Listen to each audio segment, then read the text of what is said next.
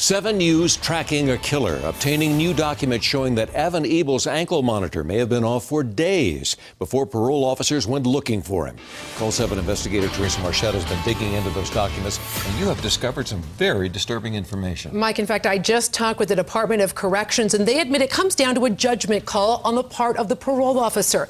Despite the fact that Evan Ebel was on intensive supervised probation, that's reserved for the highest risk parolees, he was unaccounted for 3 full days before any physical action was taken to track him down. The parolee calls into CWISE, the Colorado web-based integrated support environment. CWISE tracks the parole population electronically as they virtually check in with the system. According to this timeline from the Department of Corrections, Evan Ebel had been complying with the terms of his parole. From January 29th through March 14th, Ebel completed his daily phone checks through CWISE. A home visit February 5th cited no issues. On February 12th, Ebel even called in voluntarily, concerned he'd missed a urinalysis.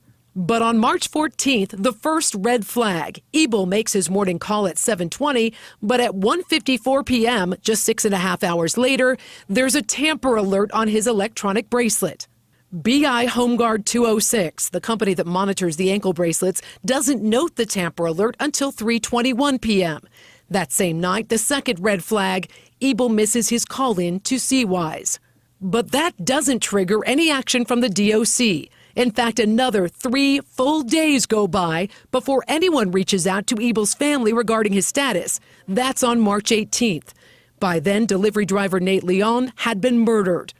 Community parole officers visit Ebel's home on day 5 and determine he is likely an absconder.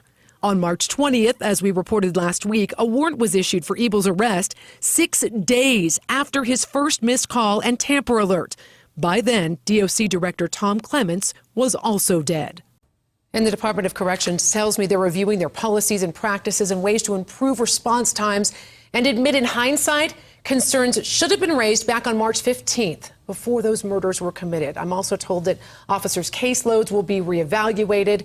Right now, they're responsible for between 1 and 50 parolees. The DOC says the national average is somewhere between 1 and 20. Boy, that is disturbing information. Thanks very much, Teresa. Call 7 investigators also obtaining court transcripts from Evan Ebel's sentencing in 2008.